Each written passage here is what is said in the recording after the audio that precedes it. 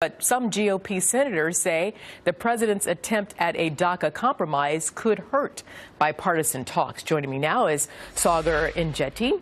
He's White House correspondent for the Daily Caller. So let's jump right in on his pathway to citizenship. Saagar, will the President Trump find support for this? Where and who in Congress will push back?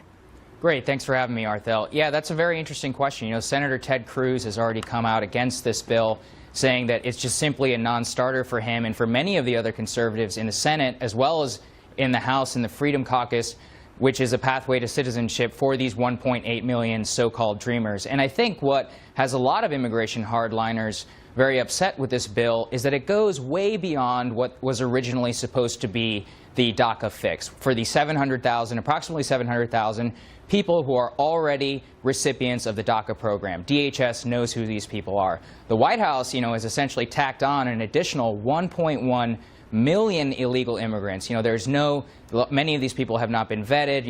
A lot of the immigration hardliners that I have talked to have said that in reality, there's no way that the number will be 1.8 million here. So they're very concerned that this could be an amnesty of historic proportions. Now, in terms of support that the president is going to receive for this bill, as I said, very many people are not very happy with this. Immigration hardliners see it as a historic amnesty, and people who support open borders are calling it, I think a senior legislative aide to the Democrats called it, quote, a legislative burning cross.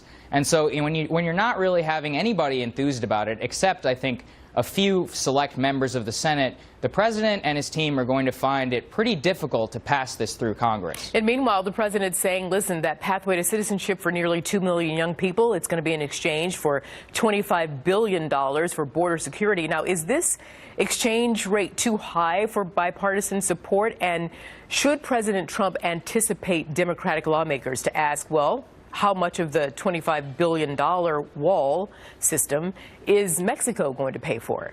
Yeah, right. So, well, the president has been pretty consistent there in terms of Mexico paying for the wall, saying that they'll pay for it in some form through NAFTA or through some tax in the future. Right here, right now, the fact is the U.S. government is going to have to pay for this wall.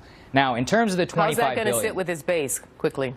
Right. Yeah. It is going to be difficult. But I think that the president has said consistently, he will find some way through the NAFTA negotiations, which he says is going very well. And, reports indicate right now that the NAFTA negotiations are going better than they were before. If you looked a couple of months ago, the Canadians and the Mexicans were very angry. So I'll be very interested to see what the president says about this in the State of the Union address.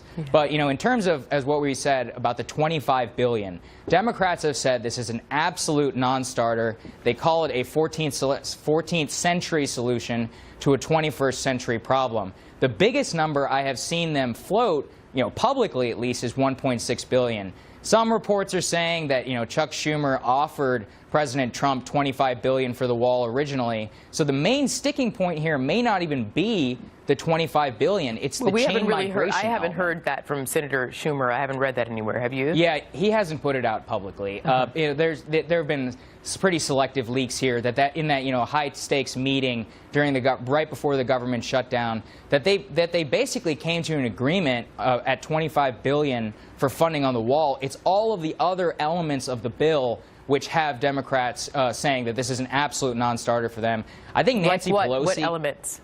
Right, so it's chain migration here is the main issue. They're saying that this is the largest legal immigration cut, to our system in almost 100 years. That it would essentially cut legal immigration to 50%. But what's interesting about that let me jump in before you keep going. What we're talking about is that the president is proposing to phase out the visa lottery system as well as limit family immigration to spouses and children. Right. Go ahead. Right. So, actually, why immigration hardliners don't like this bill is because he's not really ending the diversity visa lottery program. He's reforming it and reallocating those visas to people who are on the chain migration waiting list. So what they are saying, some of the immigration hardliners I've talked to, is that this essentially means we're going to have the current levels of chain migration for the next 15 to 17 years. So they're saying this is an absolute non-starter. Repeat that. next 15 to 17 years of current levels of chain migration, because the diversity visa lottery program is ending under this, but the visas under it are being reallocated to people on the chain migration waiting list. So clearly, these are very intricate negotiations here.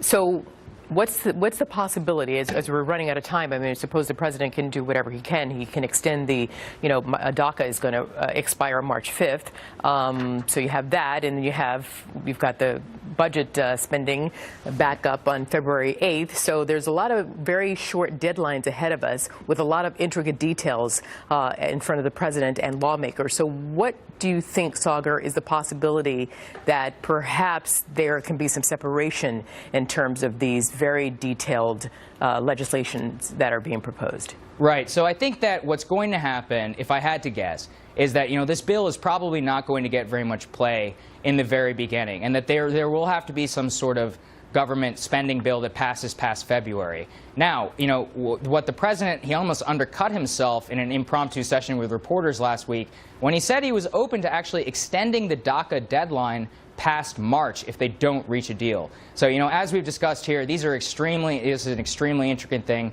one of the biggest changes to our immigration system in almost a century. Really see it getting solved before March, but that doesn't mean that something isn't coming this year, and it isn't a major priority for the president in